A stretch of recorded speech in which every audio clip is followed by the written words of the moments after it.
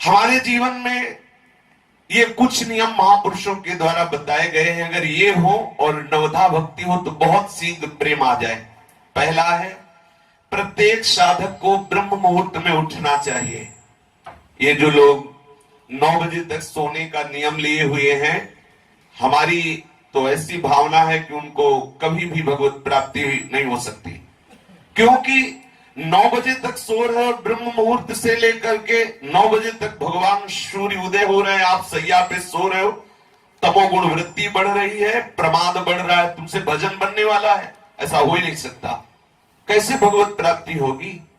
अरे भगवत प्राप्ति वाले को कभी ब्रह्म मुहूर्त में नींद आ सकती? असंभव बात है। यदि वो रात्रि भर बैठकर भजन किया है तो भी ब्रह्म मुहूर्त में नहीं सोएगा, फिर बाद में सो लेगा। ऐसे कितने साधक हैं जो रात्रि में भजन करते हैं। 1-2 बजे तक नाना प्रकार की विलासिता में समय काटिए और सुबह 10 बजे तक सोइए और अपने आप को साधक माने। असंभव बात, भगवत प्राप्ति असंभव। सावधान रहिए। प्रातः काल का 3 बजे से और सूर्य उदय तक का जो समय है, ये महामहिमामय समय है। इसमें अधिकतर ध्यान युक्त जप किया जाए, बहुत लाभ की प्राप्ति होगी। ये बहुत अमृतमयी वेला है। बड़े बड़े महापुरुषों ने, गुरुजनों ने इसी समय को सार्थक किया है भजन के द्वारा, फिर अनुभव करके बताया है। जो प्रातः कालीन 3 बजे से लेकर सूर्य उदय तक भजन नहीं करते हैं, वो दिन में भजन करें ऐसा नहीं लगता हमें तो, कि वो तन्मयता पूर्वक भजन कर पाएंगे। ब्रह्म मुहूर्त में जब भजन होता है तो दिन भर का नशा चढ़ जाता है। जैसे समय से आप नशा कर ले तो दिन भर वो गूंजता रहता है, ऐसे ब्रह्म वेला पर यदि आपने गुरु मंत्र की तन्मयता 2-3 घंटे की तो 24 घंटे उसका नशा चढ़ा रहेगा। रात्रि में सोने के समय और प्रातः काल जग करके सूर्य उदय तक सतत भजन करें, मंत्राकार वृत्ति करें, ध्यान युक्त जप करें, फिर आप देखिए कैसा आपको लगता है। यदि आप बहुत ही शरीर स्वस्थ है और आपका अभ्यास बहुत कमजोर है तो भी सूर्य उदय होते होते आप उठ जाइए। सैया में लेटे हुए हैं, सूर्य उदय हो रहे हैं और आप साधक कहलाते हैं, बड़ी हंसी की बात है। बिल्कुल कदापि ऐसा ना, ये महापुरुषों के सिद्धांत बताए हुए हैं। प्रत्येक साधक को ब्रह्म मुहूर्त में उठ जाना चाहिए। यदि ऐसा संभव ना हो सके तो सूर्य उदय होते होते उठ जाना चाहिए। सूर्य उदय हो रहे हैं आप सैया में, वैसा कभी नहीं होना चाहिए।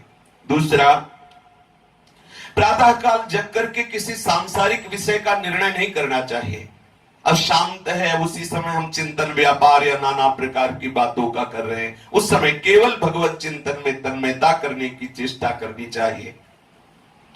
तीसरा, प्रातः काल सूर्योदय के समय और संध्या के समय, 2 समय प्रार्थना युक्त भाव से, यदि आप वैष्णव उपासना में है, नित्य विहार उपासना में है तो ठाकुर की मंगला और संध्या आरती के समय पद गायन करते हुए प्रभु से प्रार्थना करें। यदि आप सनातन धर्मी उपासना में हैं तो आप संध्या करते हुए, गायत्री जप करते हुए उस समय प्रभु से प्रार्थना करें कि हमारे जीवन की संध्या होने जा रही है, अभी हमारी आपकी संधि नहीं हुई, हमारा मन विषयों में फिसल रहा है, नाथ स्वीकार कर लो। हे पतित पावन, मुझ पतित को अपने सानिध्य का अनुभव कराओ। आप हमारे हृदय में हो, ऐसा मैं अनुभव कर पाऊं। आपका ही सारा विलास, आप सारे जगत का स्वरूप हो, ऐसा मुझे अनुभव करा दो। प्रार्थना करनी चाहिए। चौथा, नियम ले कुछ भगवान नाम का, कि हम इतने माला जपेंगे, या गुरुजनों से नियम सामने स्वीकार करें और उसे प्राणपण, ऐसा प्राणपण कि मैं भले भूखे रह जाऊं, भले मैं कष्ट सहूं, लेकिन जब तक इतना जप नहीं होगा तब तक हम प्रसाद नहीं पाएंगे, तब तक हम शयन नहीं करेंगे। प्राणपण से उसका निर्वाह करें। एक जप का नियम ले लें कि मुझे इतने घंटे जप करना है, फिर उसे निर्वाह करें बहुत काल तक, तो आपका अभ्यास दृढ़ हो जाएगा। आपके लिए बहुत सहज हो। नियम में बहुत बड़ी ताकत है। जो नियम से नहीं जपते हैं तो आज 50 माला जपाओ, फिर 5 दिन बिल्कुल नहीं जपा, ठीक नहीं है ऐसा। आप एक छोटा नियम ले, लेकिन उसको प्राणपण से निर्वाह करें, फिर बड़ा और बढ़ावे, फिर और बढ़ावे, फिर धीरे धीरे हर श्वास, हर मिनट, हर क्षण भजन चलने दे। आप सिद्ध हो गए। फिर प्रतिक्षण भजन चल रहा है, अखंड भजन चल रहा है, निरंतर भजन चल रहा है, सहज स्वभाव बन गया भजन करने का। यही तो सिद्धावस्था है। पर ये आएगा तभी जब आप नियम से दृढ़ता पूर्वक भजन करेंगे। फिर कुछ शास्त्रों का नियम होना चाहिए, नित्य स्वाध्याय का। गीता जी हैं, भागवत जी हैं, रस भरी वाणियां हैं आचार्यों की, उनका नियम होना चाहिए। जान करके कभी भी किसी का किसी तरह से बुरा तुमसे ना होने पावे, यदि आप भगवत प्राप्ति करना चाहते हैं। शरीर से कोई बुरा आचरण न बनने पावे, वाणी से कोई बुरा शब्द न निकलने पावे, और मन से कोई बुरा संकल्प ना होने पावे। कठिन है मन को बचा पाना, किसी के लिए बुरा संकल्प ना हो। तो जिस समय मन किसी का अहित सोचने लगे, सावधान रहोगे तो बात बन जाएगी। उसी समय पुकारने लगो राधा राधा राधा राधा, ये क्या सोच रहा है मन, उसी समय मन की वो बुरा सोचने की वृत्ति नष्ट होने लगेगी। मन से भी हम किसी का बुरा ना सोचे, तन से हम किसी का बुरा ना करें, वचन से भी हम किसी को बुरा ना बोले। अगर हम ऐसा आचरण करेंगे तो बहुत शीघ्र हम प्रभु के सुमिरन में मगन हो जाएंगे। फिर है, जहां तक हो सके झूठ बोलने से बचे उपासक। कुछ लेना देना नहीं, फिर भी झूठ बोल रहे हैं, क्यों? अरे सत्य मार्ग में चल रहे हैं तो थोड़ा संभल के बोलो, क्या जरूरी है झूठ बोलना? अगर हमारी बात सत्य बोलने से बन रही तो हम झूठ क्यों बोले? और किस लिए, क्यों भय, कौन सी बात का भय, हम झूठ क्यों बोले? झूठ से हमारा व्यवहार पुष्ट होगा। अगर हम सत्य बोल देते हैं व्यवहार नष्ट होता, अच्छा ही तो हुआ। श्री जी के भजन में एकांत अवसर मिलेगा। साधक को चाहिए कि सत्य बोलने का स्वभाव रखे। फिर कह रहे हैं कि किसी को भी, जो पुरुष साधक हो वो स्त्री शरीर, किसी भी स्त्री को, जो स्त्री साधक हो पुरुष शरीर को, कभी भी सुंदरता के आरोप भाव से ना देखे कि बड़ी सुंदर स्त्री है या बड़ा सुंदर पुरुष है। कहां जहां ऐसी भावना आई तो वहां काम भाव जागृत हो जाता है। स्त्री साधक को अधिक समय तक पुरुष संयोग में नहीं रहना चाहिए, पुरुष दर्शन से भी बचे। एक बार दृष्टि चली जाए, भगवत भाव से प्रणाम करके दृष्टि नीचे कर लो। ये माया का आकर्षण ऐसा है, कोई कितना भी बड़ा बुद्धिमान विद्वान हो, कितना भी बड़ा साधक हो, अगर ऐसी दृष्टि रखेगा तो उसे अंततोगत्वा विनाश ही होगा। जो इनकी संगति करे अंत होएगो नाश, ये आचार्यों के वचन है। जो पुरुष साधक है वो स्त्रियों की तरफ अचानक दृष्टि चली जाए तो प्रणाम करे, दोबारा सुंदरता का अवलोकन न करे। जो चाहे आपन कल्याणा, सुजस सुमति शुभ गति शुभ नाना, सो पर नार लीलार गुसाई, तजो चौथ के चंद। इसे जीवन में उतारा जाए।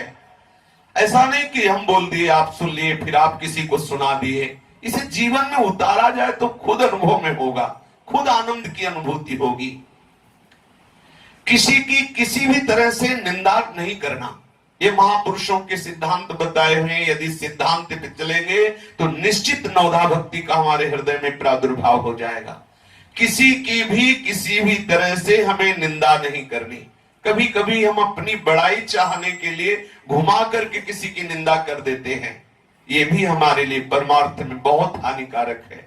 कभी किसी की हम प्रशंसा करते हैं तो उसकी प्रशंसा पुष्ट करने के लिए हम किसी दूसरे की अवहेलना की वार्ता करने लगते हैं कि देखो वही वो है। ऐसे हमें क्या मतलब, हमें तो सब जगह अपने आराध्य देव की भावना करनी है, ना किसी की स्तुति करनी है, ना किसी की निंदा करनी है। भोजन आप फलाहार कर रहे हो या आप अन्न पा रहे हो, आप उतना ही पाए जितना पाने के बाद आपको ऐसा न लगे कि हम छक गए हैं। ऐसा नहीं लगना चाहिए। ये महापुरुषों के सिद्धांत बनाए हुए हैं। यदि आपको भोजन पाने के बाद ऐसा लग रहा हाँ आप तो छक गए, तो समझो आपने साधना के खिलाफ भोजन किया है। उतना भोजन होना चाहिए, पाने के बाद ठीक है क्षुधा निवृत्ति हो गई, लेकिन ऐसा नहीं प्रतीत हो रहा। अभी अगर आपको और पवाया जाए तो आप पा सकते हैं, इतना पाना चाहिए। इतना कम भी नहीं होना चाहिए कि आपकी वृत्ति भोजन में लगी रहे, आपको साधन में व्यवधान उपस्थित हो। चाहे फलाहार हो या अन्न हो या जल हो, जब आप पा रहे हो उस समय किसी से वार्ता ना करें, उस समय केवल नाम जप करें, क्योंकि वो भोजन जो आप पा रहे हैं जिस संस्कार से युक्त होगा, अगले समय में वो संस्कार आपके ऊपर छा जाएगा। यदि आप गंदे दृश्य देखते हुए भोजन पाएंगे टीवी आदि में, और गंदी बातें करते हुए या नाना प्रकार का कुचिंतन करते हुए, तो वो भोजन जाकर आपके हृदय में वैसा ही प्रभाव डालेगा और आपका भजन बाधित हो जाएगा। भोजन के समय महापुरुषों ने कहा कि ये आपकी भजन की वृद्धि और हानि करने का ठीक समय है। यदि आप भोजन ठीक भजन करते हुए पा रहे तो आपका भजन बढ़ेगा। भोजन करते हुए कि चलो हमने 20 माला तो कर लिया, भोजन पाते हंसी मजाक शुरू, इधर उधर का चिंतन शुरू, तो आप समझ लीजिए आप आगे के समय के लिए भजन नाश की वृत्ति पैदा कर रहे हैं। पवित्र होकर गुरुदेव भगवान के अनुसार जो मंत्र उपासना मिली उसका चिंतन करते हैं, एकाग्र होकर भोजन पाए, उतना ही पाए जितना आपको आवश्यक है, अधिक ना पावे। कभी भी कहीं भी ऐसा लग रहा हो कि दूसरे के हक की वस्तु है तो कभी उसे आप ना लें। कभी भी चार साधक बैठ करके किसी का उपहास न करें, हंसी मजाक का वातावरण उपस्थित न करें।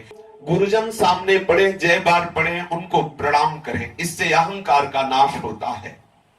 सब जीवों में ये देखें कि हमारे आराध्य देव जो सिंहासन में विराजमान है वही सब जीवों में विराजमान है।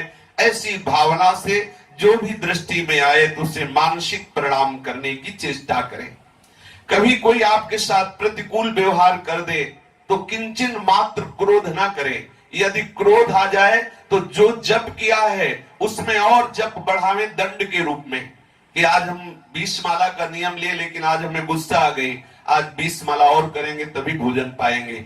नियम ले, अगर क्रोध आ जाए तो आप अपनी उपासना में नियम जोड़ दे, ठीक है आज क्रोध आ गया, आज भोजन नहीं पाना, आज उपवास करके केवल नाम जप करना है, इससे आप क्रोध पर विजय प्राप्त कर लेंगे। पूज्य बात सिउड़िया बाबा जी महाराज कहते हैं यदि 1 महीने में एक बार अच्छे से क्रोध कर लिया जाए तो भजन का प्रभाव नहीं पड़ता उसके हृदय में। तो हमें भजन को बचाना है, तो इसलिए जब कभी क्रोध आवे तो डर जाओ, क्रोध करेंगे तो हमारा भजन निष्प्रभावित हो जाएगा। किसी भी जीव से कितना भी पाप हो जाए आप घृणा न करें, और स्वयं का समय निश्चित होना चाहिए उपासक का। अगर शयन जब मन आया, कथा में आया तो सो गए, माला में आया तो सो गए, जब कुटिया में खाली है तो सो रहे, ये सब प्रमाद वाली बात नहीं। शयन का एक समय होना चाहिए। अगर आप रात्रि के 11 बजे सोते हैं तो 12, 1, 2, 3, 4 बजे उठ जाएं, 5 घंटे हो गए रात्रि में, और दिन में 1 घंटे विश्राम कर ले, 6 घंटे खूब हो गए।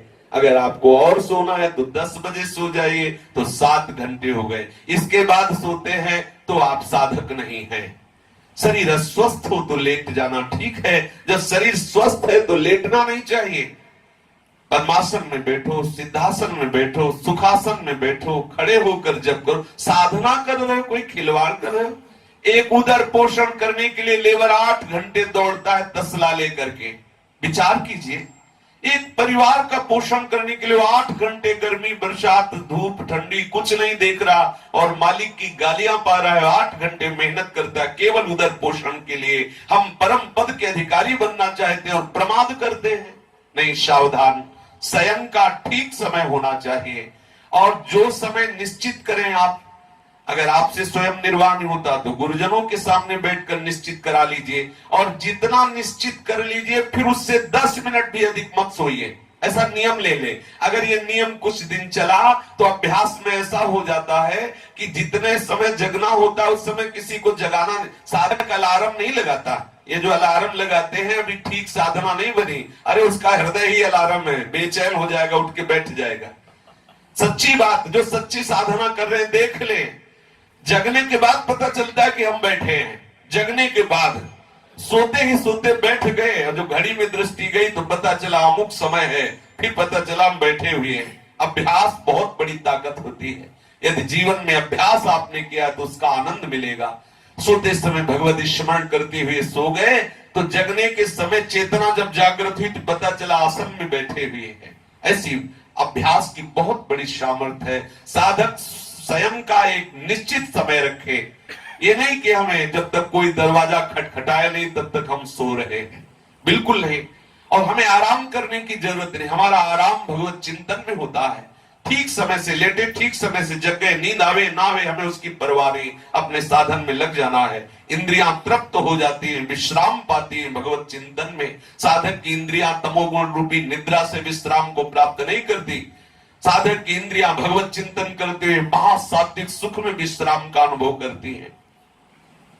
नियम के टूट जाने पर जो आपने नियम लिए हैं, सोने का, जगने का, पाठ का, भजन का, सत्संग का, परिक्रमा का, जो भी नियम लिए हैं, यदि टूट जाए नियम तो दंड अवश्य स्वीकार करें। उचित उपवास, भजन बढ़ाना या किसी ग्रंथ का पाठ रख लेना, सब नियम पूरा करते हुए आपकी जो दिनचर्या है, अगर उसमें नियम टूटा तो जो दिनचर्या है पहले उसको कीजिए, इसके बाद एक पाठ बढ़ा लीजिए। आप सुधा निधि का पूरा पाठ कर रहे दंड के रूप में, हमसे नियम क्यों टूटा, और पाठ कर रहे, फिर प्रसाद पाएंगे। प्रतिज्ञा पूर्वक अपने नियम का निर्वाह करें तो आपके हृदय में नवधा भक्ति का अद्भुत प्रादुर्भाव हो जाएगा।